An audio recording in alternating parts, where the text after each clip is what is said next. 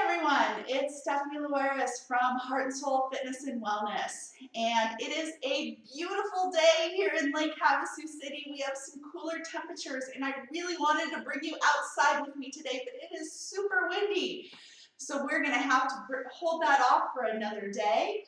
My prayers are with all of those right now in California and the Pacific Northwest and just everyone affected by all of the wildfires going on in our nation. And if you're struggling to find some resources or having to evacuate, please reach out to me and I can also try to help connect you with some different resources that are in your immediate area to help you get some assistance. An aside as we get started here this morning, if you struggle with any type of body image issues, eating disorders, or disordered eating in any form, I encourage you to maybe consider turning this video off or viewing this video in a supportive environment or with an accountability partner of some form that you can continue to have some supportive conversation on what you might be hearing to maybe negate some continued negative thoughts about what you're hearing or what you might be feeling about your own body that the next discussion might bring up for you, because it's a pretty vulnerable topic.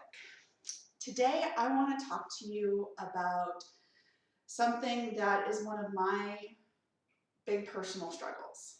And it's something that is very hard for me to discuss openly, especially as a fitness and wellness professional, and that is body dysmorphia. And coming from someone that is a health at every size professional, I work in a very weight neutral environment. When you walk in my door, I'm not handing you a diet and calories plan to lose weight, but we're looking at your overall goals for fitness and wellness. And if weight loss is the byproduct, weight loss is the byproduct. But that's not our sole focus in our work. You know, my story is a little counterintuitive to that, because those of you that know my story know that I've lost over 200 pounds.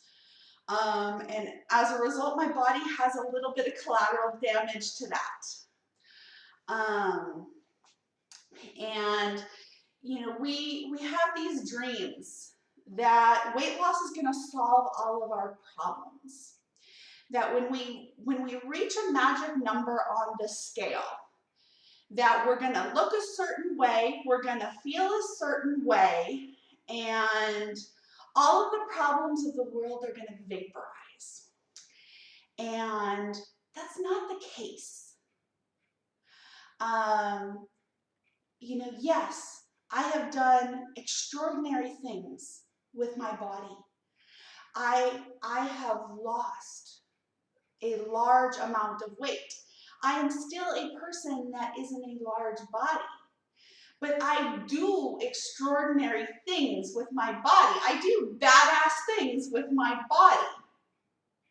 I do things that make people shake their heads and they're like, I could never do that. But yeah, you could if you tried. If you really wanted to, you could. But that aside, there are still things that I struggle with in my own body, because I look in the mirror and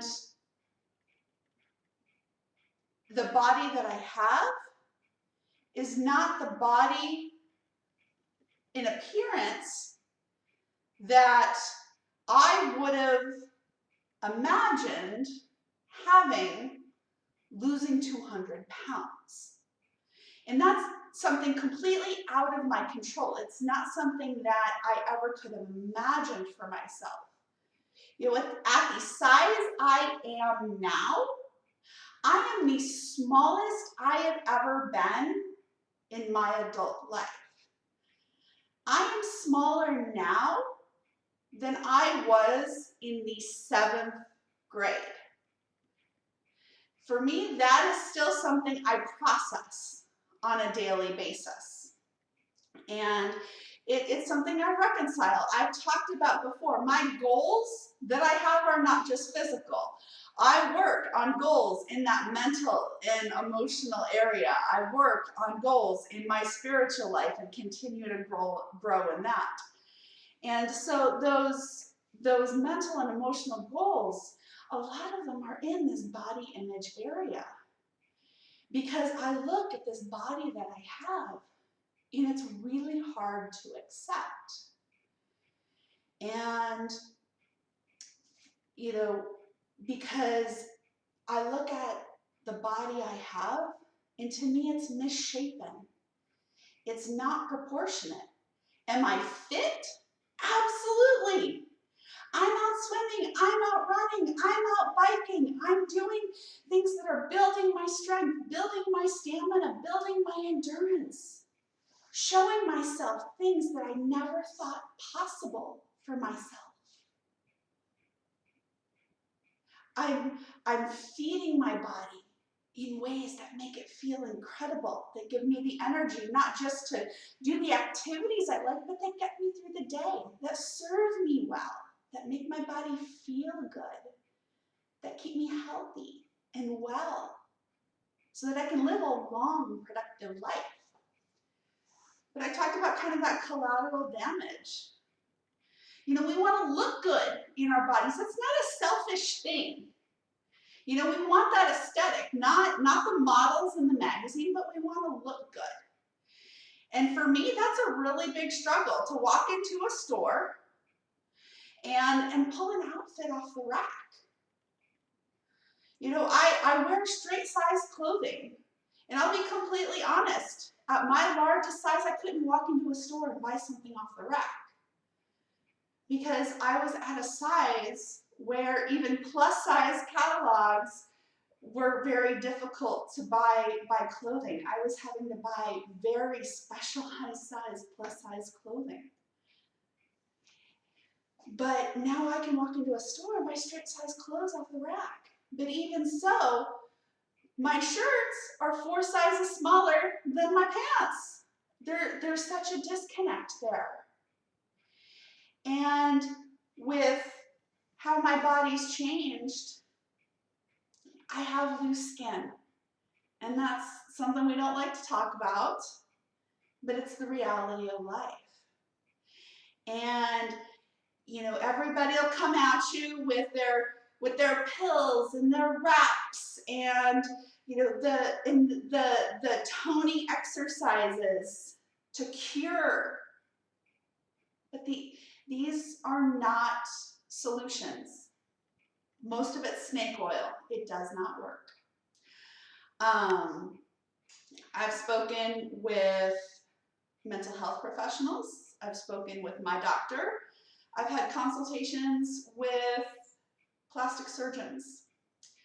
And the reality is, because of the yo-yo dieting that I've done in my life, the hundreds and hundreds of pounds that I've gained and lost through my life, and the extensive weight that I've lost, my skin will not repair itself. If I ever wanted to do something, I will have to have that skin removed. And, I'm grateful that in how I've lost my weight, I'm only hindered in just a couple ways. And here's the vulnerable part. I'm gonna show you here today. For me, it's my upper arms, and I have the bat wings, and my arms, when I go through with my coach, I go and see my coach a couple times a year. He's not local, but when I go and in his lab, and we do the measurements and the caliper testing and all these different things, and the muscle's there. We can get into the bone density, the muscle. My arms are very strong, very fit, but it's all the hanging skin. I have more hanging skin that is larger than the actual circumference of my arm, which makes it very difficult to buy clothing, which is why I usually am wearing some type of sleeveless top and then some type of jacket over it, because buying fitted clothing is very difficult for me. And it's the same thing with my pants. My legs, my upper legs, the skin on my thighs has sagged so that skin pulls at my knees. And it's not pretty. I don't like it, but it is what it is. Now that causes me a hindrance in my physical activity. It is uncomfortable in running, which is why I am always wearing some form of compression leggings. I don't wear shorts. I don't like shorts. They're not comfortable. I do wear triathlon shorts, cycling shorts, because that's the nature of the beast. But I don't wear shorts, as a normal practice. They're not comfortable for me. I don't find ones that fit very well. But that's how my body is. And so coming to that place of acceptance is still where I'm at. And I don't know what that looks like yet. So for having the supportive professionals around me, letting me know that the eventual place that I would want that aesthetic to be would be to have that skin removed, I'm not ready to make that decision.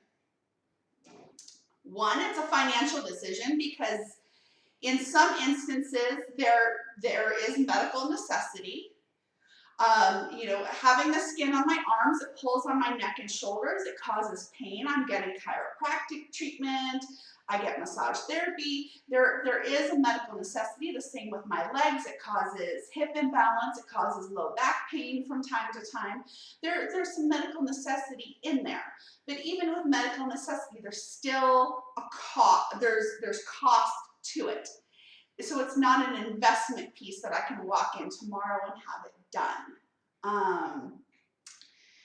And so there's those considerations to be made.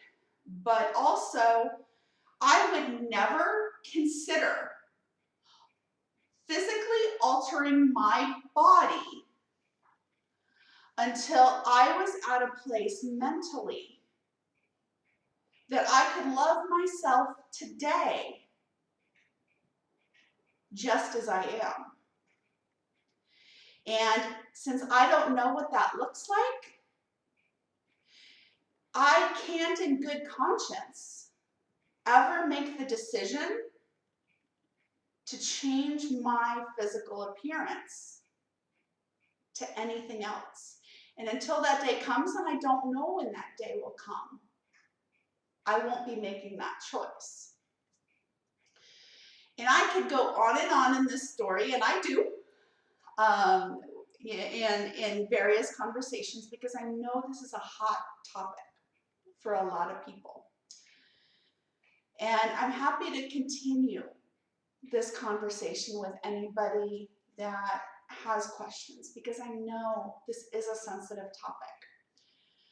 But if you're not comfortable in your body for whatever reason, whether it's the aesthetic on the outside or you're not feeling good on the inside for whatever reason, whether it's a physical reason, whether something just doesn't feel right, you feel a little off and you can't put your finger on why, we probably need to have a conversation on, let's figure out what is off so that we can move towards how it is you want to feel. Because I guarantee it's going to come down to those three different areas of how I want to feel physically, how I want to feel mentally, how I want to feel spiritually. And there's a lot of ways that we can improve those areas. So if you want to chat some more, drop it in the comments, message me directly. Let's get you in to talk to me, or I can refer you out to some amazing other resources. But more than anything else, don't stay uncomfortable. We don't have to live in the discomfort. We can be making small steps forward every single day to move, to live the life we want to live in the freedom, to live in the comfort, to live in the joy that we all deserve. Have an amazing day, and let's chat soon.